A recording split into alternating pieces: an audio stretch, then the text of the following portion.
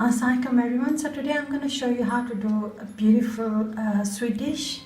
It is made out of lentil, and generally when you say a sweet dish to anyone else except from an Indian or Pakistani, they will think that, oh my god, it's going to be too sweet. But it's just that it depends on how much sweetness you're going to add in the dish or not.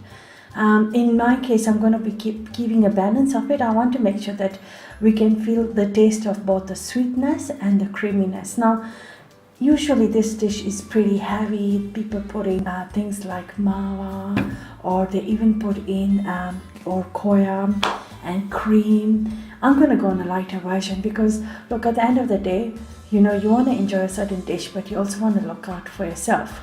So we're going to go a little lighter on this, but the results will not be compromised at all.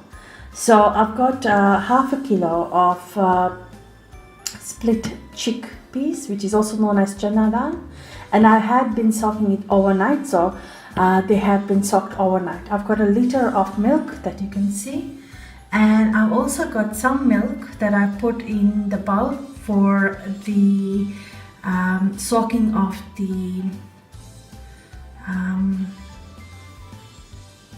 saffron. I've also got 3 tablespoons, so that's only 3 tablespoons of sugar that I have put them here. I will taste them as we go on. I mean, if you need to add, I may add just 1 more tablespoon, but 3 tablespoons should be sufficient enough so that we can get a balance between the sweetness and the creaminess of the dish. I've got a few pods over here, about 6 or 7 pods. What I will be doing is that I'm not going to add them whole, that's why I put them a little extra. I want to remove the skin from these and heat them in the oil so that we can only get the seeds. I really don't like eating a sweet dish with the skin of the pod coming in my mouth.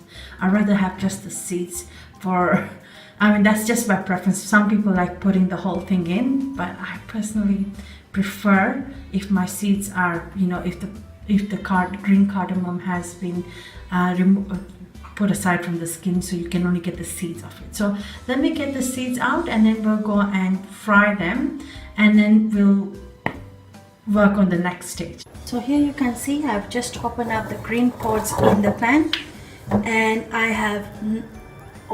I'm putting in the olive oil. So I'm not using even the traditional ghee which people would use. I'm just using basic olive oil to cook this in, just for as a healthier option. And I've put enough just so that we can cover the base of the pan. The only reason why I did so is because I know that it will eventually require a little bit of more oil. We might as well put it at this stage, and then as we go on, we'll see how we require. And you can see, if you just look at it keenly, the cardamoms are already frying in the oil and infusing and flavoring the oil at this stage. I'm going to keep my the chana dal near myself so that we can add the chana dal first and fry it in this oil as well. So here we are frying just the chana dal. I know you're going to say, why are you frying the chana dal? We don't generally do that. I'm actually doing that so that we can get a little bit of the color or into the chana dal at the beginning of the dish, just like any halwa. You end up just frying it a little bit in the oil just before you add the milk. So that's what I tend to do, to treat it the same just like a normal halwa, so that we can get the best results.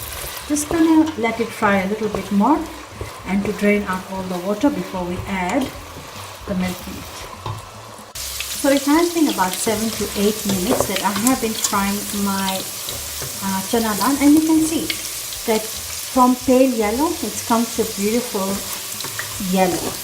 So the reason why I did this particular step is that we can get the color in earlier into the dal rather than at a later stage. Now what I'm going to do is I just want to let you know, please note that I did not leave my chana dal at all. I kept on stirring it after every 1 minute. We're now going to add the cold milk in it. Now for adding the milk, I'll just take it off the fire for a minute or so and then add the milk in it. So I took it off for about a minute or two. I just didn't want to risk the milk, spilling all over. So you can see that I've added the whole liter of milk into this chana dal, and it's already become soupy. The reason why we are making or we are adding so much milk is because we want to make sure that the chana dal is completely cooked in it, and it's also completely I would say overcooked, and it becomes like powderish or mixes up, and you wouldn't be able to see any of the the split peas in it. So we'll start now the cooking process. It can take time. It is a timely dish to make, but it is worth the time that you spend on it. So I'm still going to cook it, I think about half an hour, and I'll come back to it. And in that half an hour, keep in mind that I will not stop stirring it. I'll be coming occasionally to stir it every now and then. So here you can see it's been almost 40 minutes that I have been cooking my chickpeas or split chickpeas. And you can see a lot of the milk has dried at this stage. And it's coming to a bubbling point as well. I've also tasted the chana dal and it's cooked thoroughly, but you can still see that there is form of it in solid at the moment. So basically you can still see the dal not yet completely mixed into the milk. So what I'm doing at this stage is I'm just adding the sugar, and I'll also add the saffron at this stage. Actually I thought of holding back on the saffron, but I'm gonna have a look in the saffron. So yeah, no, because the saffron also has the milk in it, so I might as well just put it at this stage. In goes the saffron. I'm gonna do a taste to see if the sugar is enough, and then I'll let you know if I had to add a little or not. Alright, so the sugar is perfect. I did not require to add any more. 3 tablespoons is just sufficient. I said at the beginning I don't want to overpower it. I want to make sure that there's taste of creaminess, which I did feed it, and the taste of sugar as well. Now, what I need to do at this stage is to take this piece, that comes with the blender, and what I want to do is that I need to blend this away to make it a thick foam paste, so that we can start the halwa process.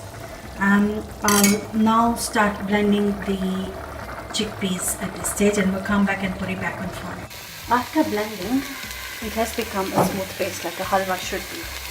I just think it needs a little bit of oil, so I'm eyeballing it at the moment.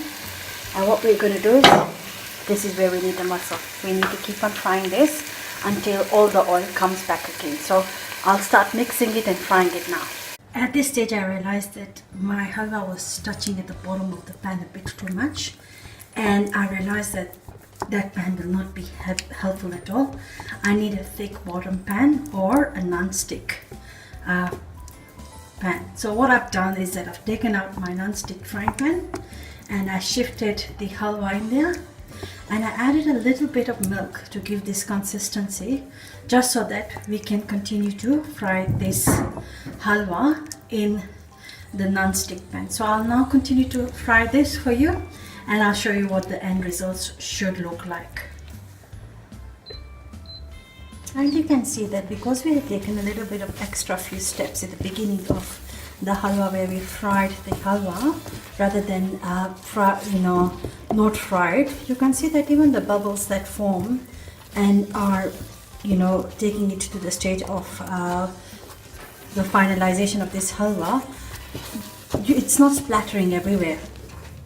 And that's the reason why we had done some of the work at the beginning, so a little bit of the halwa. Now what we are doing at this stage is completing to form the halwa, and you can see I'm still stirring it, and I need, as I said, at this point we do not need to stop it at any point. We need to make sure that we finalize the halwa up to the end. So I'll come back when it is done, and I'm going to be stirring it consistently to make sure that everything's completely dried out and the oil does come out. So you can see that I'm still frying it, and you can see the oil has come through, and the color is also changing from a pale yellow to a much lighter brown. So we'll still keep on doing it for another few minutes I've already been turning it for the last 7 minutes. So you can see that I have been cooking on low and medium heat to get this color. So you can see it's a nice golden brown color. That is the color for this halwa. Now it took me half an hour to do this. Look, it does take a lot of time, but the end results are really worth it. I'll show you how it's going to be served. Now check on the sugar. I did have to add 1 more tablespoon because I felt like the sugar was a little less, but please check to your taste as well. If you're happy with 3 tablespoons, absolutely fine. If you need that extra 1 tablespoon the way I added, go for it. So this is how it is. I'm going to leave this halwa to cool down so I can decorate it. So what I've done is that I waited for the halwa to be at room temperature. Sorry, I touched that bowl. And generally, when you look at a halwa, we always serve it in a nice mold and we cover it with some almonds or pistachios. What I've done is that instead of going the traditional way, I've gone one step further. So I didn't have this foil which is called work. We can get it from an Indian grocery store or from a sweet shop. Basically, if I had some work, I would have put that on top, but in this case I did not have that. So what I've done is that I've just gone around and just dropped off some almonds on the bowl. So I took 1 teaspoon, measured it in my hand, and then while it was still warm, I formed it into a ball. It's easier to eat as well, and it doesn't look so messy as well, to be honest. I would be serving like this. And you can also use the traditional way of just having it served in a bowl. It's entirely a decision. You can keep it in the fridge for 3 to 5 days in a well airtight container and heat it every time you require to eat it. I enjoyed making that, and believe me, once you have one bowl will not be enough. You'll need a second one definitely. So I hope you enjoyed my Channa Dal Halwa. Please like my channel, subscribe to it, and share this recipe. Thank you so much for watching, and let's meet up on another day with another recipe. Bye.